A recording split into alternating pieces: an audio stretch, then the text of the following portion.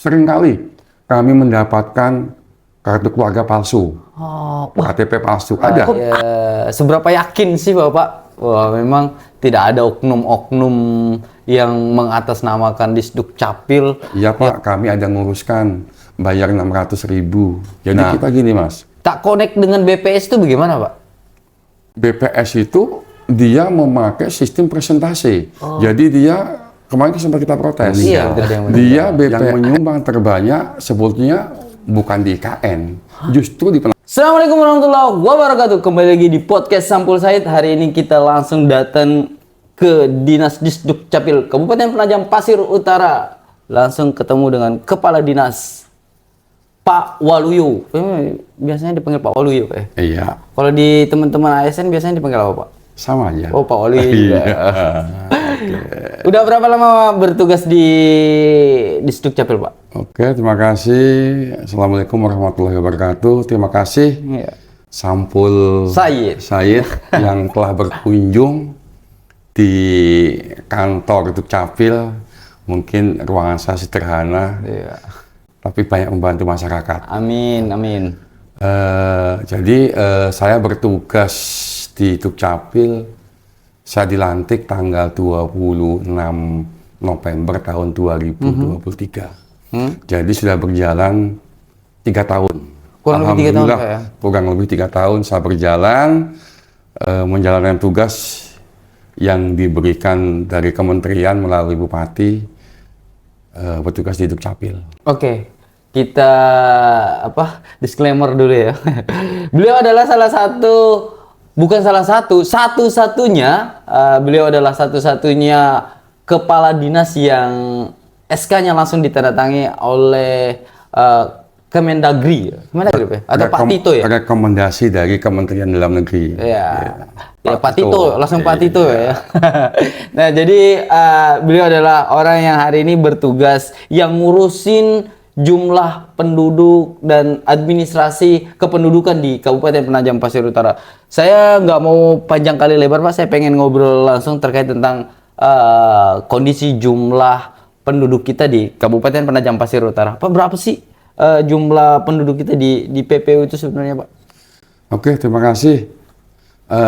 Untuk saat ini jumlah penduduk semester 1 per 31 Juni 2026 jumlah penduduk kita 206.938.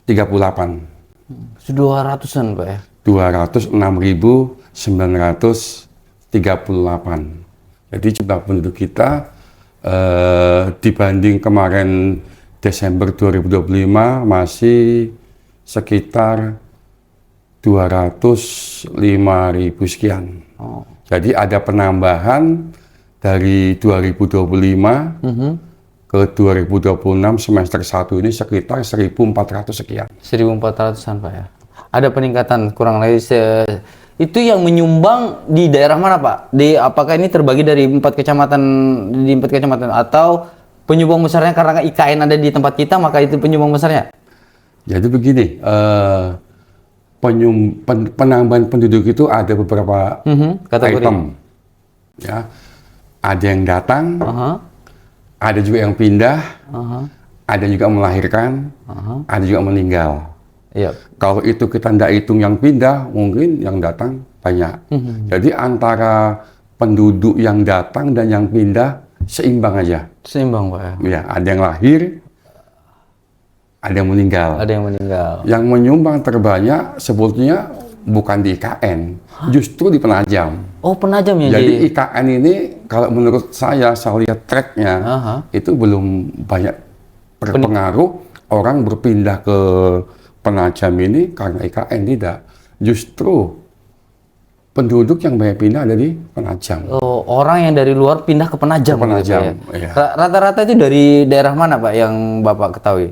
Ya, bermacam-macam. Ada dari Pulau Jawa, Sulawesi, NTT, dari Jakarta. Kan jadi berbaur, bermacam-macam.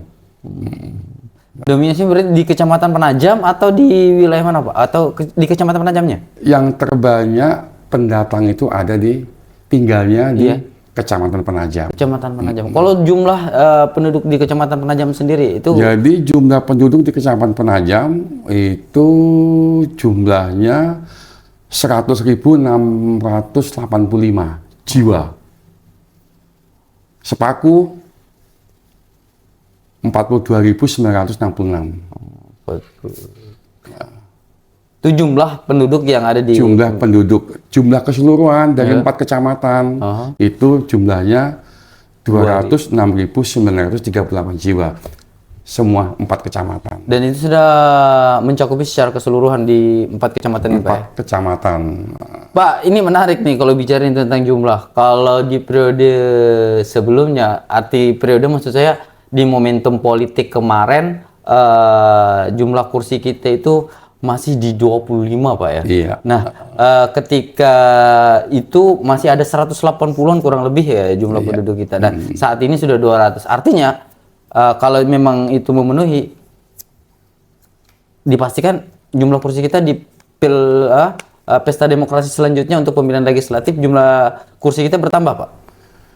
Ya, kami saat ini memang selalu koordinasi dengan KPU. Jadi kami kerjasama sama KPU terkait jumlah pemilih. Kadang-kadang kami memverifikasi yang sudah meninggal, yang sudah pindah. Kalau menurut peraturan, penduduk di atas 200.000, kursi kita, kursi di Dewan 30. Berarti secara otomatis, kalau nantinya Kabupaten PPU ini sama IKN belum pisah, ya kan, belum pisah, secara otomatis kursi yang ada di Dewan 30. Dipastikan 30. Tapi tetap berpotensi, tetap 25, Pak. Kalau seandainya berbeda? Kalau seandainya itu memang IKN itu sudah berdiri sendiri, secara otomatis kursi yang ada di legislatif tetap 25. Tapi saya yakin kayaknya belum, Pak ya? Belum. Tapi kan katanya tahun 2028 itu bagaimana, Pak? Katanya kan 2028. Ya, kita kan belum tahu juga. Apakah sudah pisah atau tidak gitu ya? Ya, kita belum tahu juga karena sementara kan masih digodok semua. Sedangkan untuk saat ini 2027 mungkin sudah mulai DPT sudah mulai tersusun. Ya kan gitu. Masa nanti sudah tersusun rapi tiba-tiba buyar kan? Nggak mungkin. Gitu, makanya mungkin perkiraan saya, mungkin sampai pemilu nanti itu mungkin masih tetap di 200 posisinya, Pak. Di 206 bahkan bisa bertambah karena kan pemilu kita di 2020. Tapi tren kita saat ini kondisi jumlah penduduk kita terus meningkat nggak, Pak? Terus meningkat, walaupun itu hanya sekitar 1.200. Kalau per semesteran 1.400-an, jadi setahun itu bisa 3.000. 3.000. Oh, dalam setahunnya kurang lebih 3.000. Kurang lebih 3.000, 2.500, 4.000 langsung. Tahun yang paling selama 3 tahun terakhir, Pak, yang paling signifikan itu di mana? Sebetulnya yang paling signifikan, saya buka kamus dulu. Pada waktu penetapan pertama kali tahun 2019 IKN di Sepaku, itu yang sangat signifikan. Itu penambahan penduduk 7.000 sekian, 7.678 dari 2019 ke 2020. Habis itu dari 2020-2021 penduduk kita hanya meningkat 5.452. Kemudian dari 2001 ke 2022 hanya bertambah 5.166. Dari 2022 ke 2023 turun lagi, penambahannya hanya 4.589. Dari 2023 ke 2024 turun lagi 3.044. Jadi trennya menurun ya, karena memang pada waktu pertama-tama itu Sepaku ditetapkan sebagai IKN itu meledak, Pak ya? Meledak sampai 7.678 jiwa penambahan penduduk kita. Dan saat ini sudah menurun jadi 3.000. Oh, trennya menurun, tapi jumlah penduduk tetap bertambah. Bertambah, maksudnya pertambahannya itu menurun, tapi jumlah penduduk tetap trennya bertambah karena tetap setiap hari ada warga yang pindah dari pendatang, ada juga yang pindah yang keluar. Jadi belum yang lahir lagi, Pak ya? Penduduk yang datang dan yang pindah hampir imbang. Hampir imbang. Jadi potensi besar kita tuh di jumlah kelahiran gitu berarti, Pak? Kurang lebih aja. Pendatang juga banyak, Yang meninggal juga banyak. Kayak yang kemarin itu di bulan Juli, itu pendatang hampir 400-an jiwa. Pendatang loh ya. Iya, iya. Tapi juga yang pindah banyak juga. Yang pindah banyak juga. Ini per Agustus ini. Per Agustus ini kemarin saya cek yang pindah sudah 300 lebih. 300 lebih. Tapi yang datang juga lebih, Pak. Jadi balance aja. balance aja. Hanya sedikit selisihnya dikit aja. Selisihnya sedikit tapi lebih banyak yang datang. Yang gitu datang, ya. Atau bertambah gitu Pak ya. Pak, menarik gitu bicarain tentang masa perkembangan kondisi jumlah penduduk kita yang saat ini. Pak, kalau bicara tentang jumlah penduduk melewati ambang batas ketentuan, kita udah tahu bahwa jumlah kursi kita itu akan meningkat. Sejauh mana sudah Pak untuk pemetaan data pemilih? Ya, ini kan korelasinya dengan KPU. Ya, sebetulnya itu ranah KPU. Ya, betul. Ya, itu ranahnya KPU. Cuma kita kan setiap secara bulan administrasi kita diundang. Kita diundang untuk rapat. Jadi kami sama KPU ini saling bekerjasama terkait verifikasi data. Karena data KPU juga dari Kementerian Dalam Negeri, dia sudah dapat ke kita, ke PPU, jadi kita sinkronisasikan. Kemarin semester pertama itu, di semester pertama itu jumlah pemilih sudah 143 ribu jumlah pemilih. Itu pemilih, ya? semester pertama. Nah, mungkin sekarang sudah bertambah, mungkin bisa di atas itu sudah. Karena kan setiap hari ada yang sudah berusia 17 tahun. Otomatis usia yang sudah 17 tahun memiliki KTP, dia wajib jadi pemilih. menjadi pemilih. Pak, kalau bicara jumlah penduduk, saya coba untuk singgung bicara tentang pelayanan nih Pak. Karena di Dukcapil ini kan bukan hanya bicara tentang jumlah penduduk, tapi bicara tentang pelayanan. Pak, bagaimana kondisi pelayanan KTP kita Pak? Saya dengar ada kegiatan jemput bola juga. Gitu. Apa aja yang dilakukan oleh Dukcapil? Oke, jadi kita selama ini teman-teman di kantor juga kita jemput bola di lapangan. Peruntukan untuk ke desa kelurahan, tujuannya kita membahagiakan masyarakat, kolaborasi sama desa supaya masyarakat yang terjauh kayak Sepaku, Babulu, supaya tidak jauh-jauh datang ke Dukcapil. Jadi kita rutinitas jemput bola ke lapangan. Langsung ke lapangan? Ya, sesuai dengan permintaan dari desa. Desa mana yang meminta duluan, itu yang kita datangi, supaya pada waktu kita datang, masyarakat sudah kumpul. Jadi kita enak untuk melayaninya. Kadang-kadang dalam satu desa itu bisa kita 2 hari di sana. Sampai 2 hari. Dan selain jemput bola, kita juga ada pelayanan online, yaitu Serambi Nusantara. Jadi walaupun dia itu dari rumah aja, yang bisa IT, dia bisa aja dia mengurus kependudukan. Seandainya dia mengurus surat kematian, dia nggak perlu ke sini. Termasuk ngurusin tentang akte kelahiran? Akte kelahiran, akte kematian, surat pindah, itu secara online bisa, Serambi Nusantara. Jadi nggak perlu ikut-ikut ngantri? Tidak gitu ya? perlu datang ke sini, dia hanya, kalau dia bisa IT, dia di rumah aja. Yang penting persyaratannya itu lengkap. Tinggal di-upload berarti Pak? Di-upload aja lewat Serambi Nusantara, tak sampai 1 jam selesai. Dan karena akte kematian, akte kelahiran, kartu keluarga, kan hanya kertas biasa. Bisa di-print, dia numpang di desa. Nah, kecuali dia per KTP, fisiknya bisa ngambil di sini. Oh, kalau fisiknya harus ngambil di sini? Kalau KIA, sekarang fitur kita di Serambi Nusantara, ada KIA yang bisa di-print PDF-nya, kalau fisiknya tetap di sini. Tetap fisiknya. Ya, artinya kalau mau cetak fisik ya tetap harus ke sini. Tapi makanya saya juga menyampaikan masyarakat harus mendapatkan IKD. Apa itu IKD Pak? Identitas Kependudukan Digital. Jadi kita punya KTP yang ada di HP, jadi digitalisasi. Nah, ini tidak repot lagi Pak ya? Tidak repot lagi, kita di bandara kah, di mana kah, KTP kita hilang kah, kita sudah ada IKD.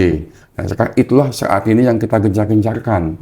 Apalagi sekarang bantuan sosial yang melalui bansos segala macam itu sekarang terkoneksi dengan IKD. Pak, gimana caranya, Pak? Ya, caranya datang aja ke Dukcapil, daftarkan, saya mendaftar IKD, bawa KTP, kita punya email, daftarkan, nanti wajah, tidak sampai 5 menit. Tidak sampai 5 menit, Pak. Nah, sekarang kita juga sudah kemarin daftarkan IKD Plus. Jadi, sekarang tidak perlu ke Dukcapil.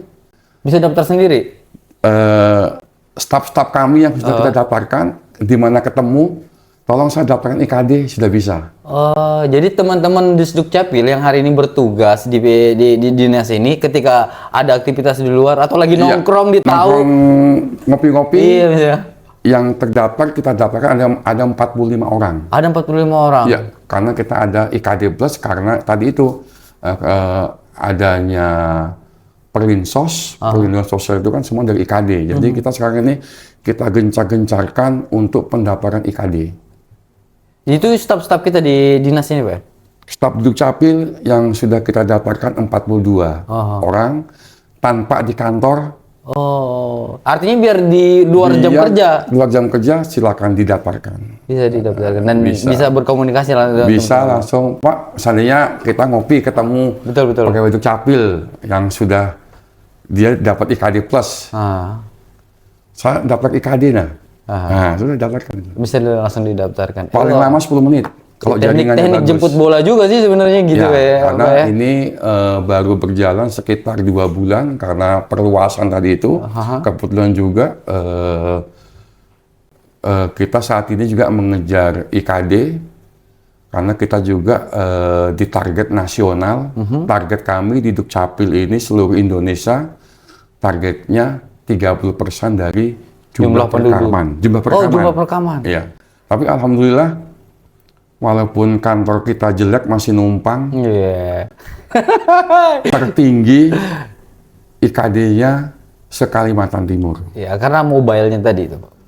Menarik. Ya, karena kami ke lapangan, ke sekolah-sekolahan, kami juga setiap tahun ke SMA, SMK untuk merekam anak-anak sekolah, walaupun dia masih usia 16 tahun bisa kita rekam. Bisa direkam, Pak? Rekam aja. Nanti pada waktu dia usia 17 tahun, silakan ke Dukcapil ngambil KTP fisiknya. Itulah yang kita kejar saat ini. Jadi setiap tahunnya kita ke sekolah-sekolahan supaya warga kita semua sudah terekam. Pak, artinya gini, Pak. Saya agak tertarik.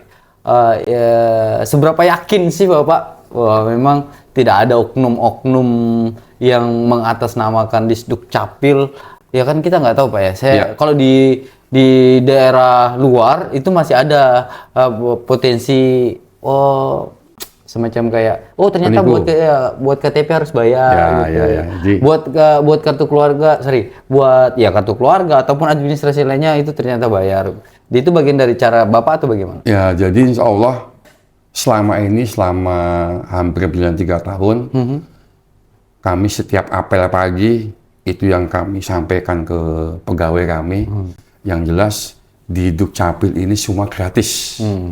Tidak ada pungli 1% pun. Apabila ada sampai ketahuan ada yang pungli, langsung kami proses. Kalau itu P3K bisa langsung kita tidak perpanjang. Kalau itu PNS langsung proses di PKBSDM. Dan kami CCTV itu semua di pelayanan itu contohnya di depan tuh ada semua, kami bisa melihat. Di HP saya, walaupun saya di kantor, saya bisa melihat. Tetap memonitor. Jadi, insya Allah, selama saya di sini, belum terdengar lagi ada yang pungli-pungli untuk ngurus ini bayar, itu insya Allah tidak ada. Kalau ditemukan, khususnya di kantor kita, kalau ditemukan, silakan lapor. Ada bukti, lapor, kita tindak. Langsung tindak. Ya, yang jelas untuk saat ini kami belum ada menemukan, dan saya juga menghimbau kepada masyarakat, pegawai kami tidak pernah yang namanya menghubungi masyarakat untuk mengurus IKD, karena banyak saat ini mengatasnamakan Dukcapil, dia membantu mengurus IKD, mengurus dokumen, mengatasnamakan Dukcapil. Ujung-ujungnya dia minta dana. Minta dana. Oh, itu dari luar, Pak ya? Di luar sistem kita berarti? Di luar sistem kita. Tapi tidak bisa, tetap itu penipuan. Tetap penipuan. Jadi saya berharap kepada masyarakat, pegawai Dukcapil sampai saat ini belum pernah yang namanya menelpon masyarakat untuk mengurus walaupun itu dokumen kependudukan, walaupun itu IKD. Tidak ada. Dan itu semua free gitu ya? Dan semuanya gratis, dan seringkali kami mendapatkan kartu keluarga palsu. KTP palsu. Ada. Ada kartu keluarga palsu, Pak? Sama... Kan kalau dicek di anu kami kan, iya, tidak ada rekamannya misalnya. kan kelihatan. Nggak ada datanya. Cuma kadang-kadang penipu ini kurang jeli juga. Atasnya Kabupaten PPU, ya kan, Provinsi Kaltim, tapi kadisnya bukan Waluyo. Iya. Kelihatan. Iya, benar. Jadi kalau sudah masuk ke Dukcapil, kita cek, kita nulis nik aja. Iya, udah kelihatan tuh. Nulis KK aja, sudah kelihatan, oh ini palsu. Palsu. Dan itu ditemukan, Pak? Ada beberapa yang kita temukan. Selama Bapak menjabat ada? Selama saya menjabat, ada berapa kali kita temukan, 3-4 kali. Ya, ternyata apa? Setelah kita koreksi, kita interview, ternyata, iya Pak, kami ada nguruskan, bayar 600.000. Nah, ini yang kadang-kadang... Dan itu di luar sistem kita, Pak ya? Ya, tapi itu kan palsu. Iya. Palsu kan gampang aja sekarang. Memalsukan, tapi sendiri, ya? Kalau dicek ke kita, aplikasi kita nggak masuk. Nggak akan ada data di situ. Nggak akan muncul. Nah, itu kadang-kadang ada demikian. Kadang-kadang melalui media sosial, Facebook, katanya bisa membantu, membayar. Ternyata itu palsu. Bahkan KTP palsu juga pernah ada. Bahkan juga ada yang memanipulasi data, mematikan suaminya, ada juga. Aduh, jadi mau nggak mau kami menghidupkan kembali. Jadi bisa. Jadi kami ini di Dukcapil bisa mematikan, bisa menghidupkan. Itu bahasa awamnya. Padahal kita bisa mengaktifkan kembali, tapi kan repot lagi, kita menjurat lagi pusat. Ada beberapa kali. Cuma yang beberapa kali artinya kan lebih dari satu itu. Lebih dari satu. Membunuh suaminya dengan cara mengatakan membunuh suaminya dan mematikan orang tuanya ada. Ada ya. Dan alhamdulillah yang nemukan zaman saya menjabat. Tapi pada waktu pengurusannya bukan saya. Bukan di fase itu. Ya, karena kayak kita di Dukcapil ini kan ranah kita hanya administrasi. Seandainya ada masyarakat, warga mengurus akte kematian, persyaratan lengkap. Ada kuburan, ada surat kematian dari desa kelurahan, semuanya ada pernyataan. Nggak mungkin kan pegawai Dukcapil mau ke lapangan lihat kuburannya. Betul sih. Gitu. Artinya kita butuh, ya udah kita hanya gambarnya. Administrasi. Iya. Kalau itu lengkap, ya udah kita buatkan. Ternyata ada tiba-tiba datang. Dia sudah pindah ke Jawa. Datanya nggak ada. Pas kita cek, sudah meninggal. Akhirnya kita cek. Ketahuannya setelah yang meninggal itu datang gitu ya? Yang katanya administrasinya. Ketahuannya setelah dia di Jawa, mau ngurusi kependudukan di Jawa, nggak ada datanya. Hilang, dianggap kan sudah meninggal. Kalau sudah meninggal, dicabut, disiak kan nggak ada. Iya, pasti hilang. Akhirnya kembali ke sini, kita cek. Jadi semua ketahuan. Kita tinggal ketek-tek. Kemarin siapa yang ngurus, siapa yang buatkan, kelihatan semua. Bahkan CCTV juga ada. Siapa yang CCTV masih bisa terlewat. Iya. Tapi kalau di aplikasi data, kami, nggak akan terlewat. Dari 2000 sekian masih lengkap.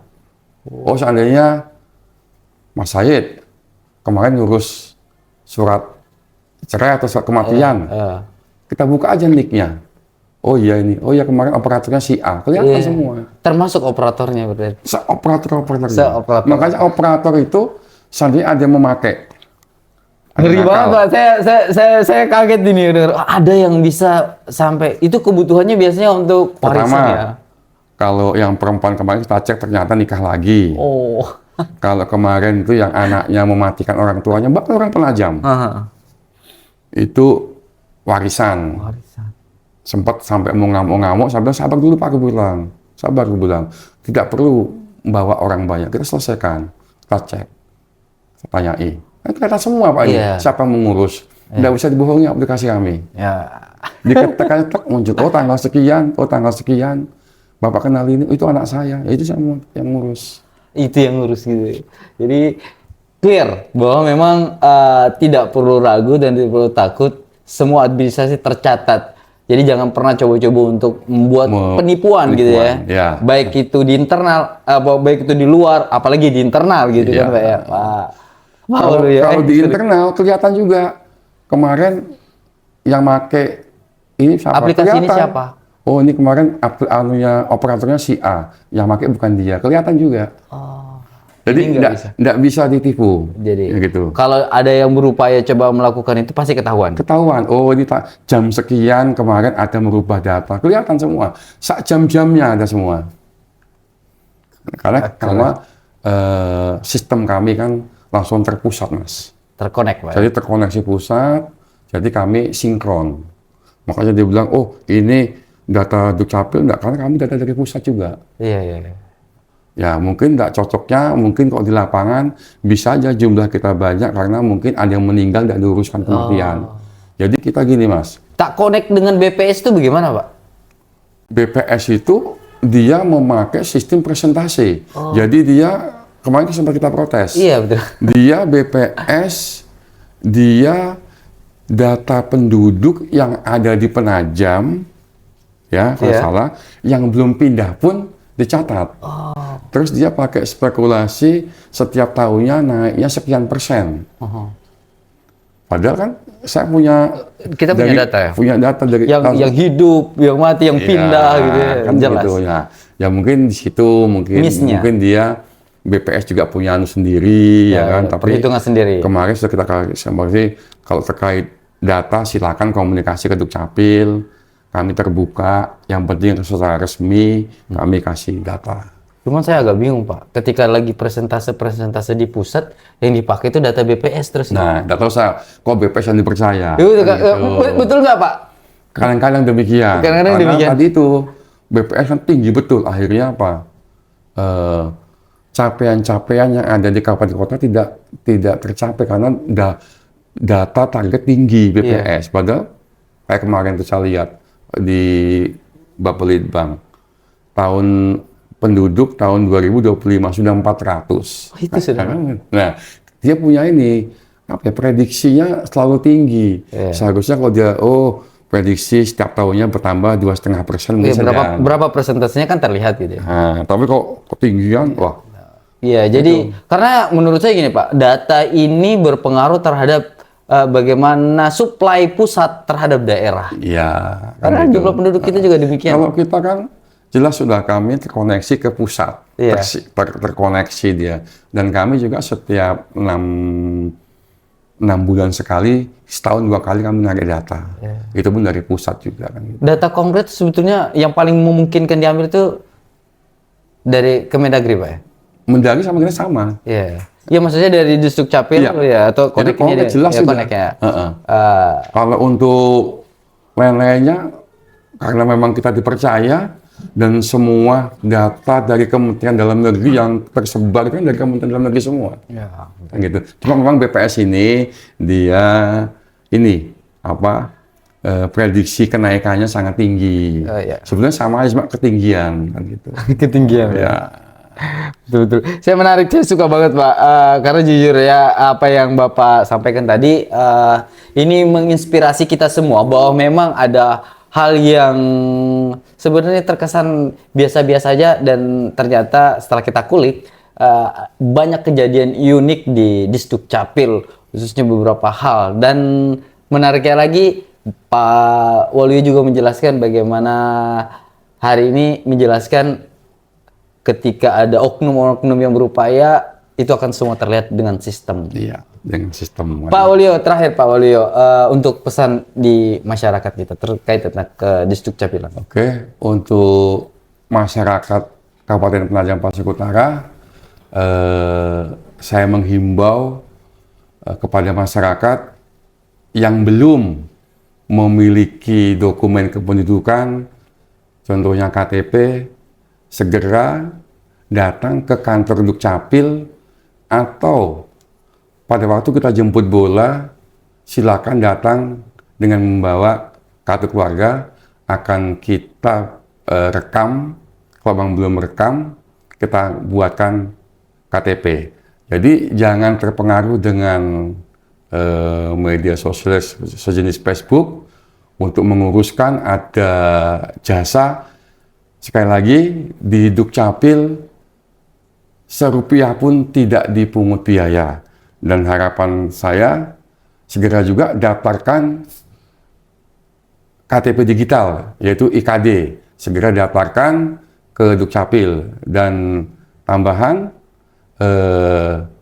mulai tanggal 31, Dukcapil buka di IKN.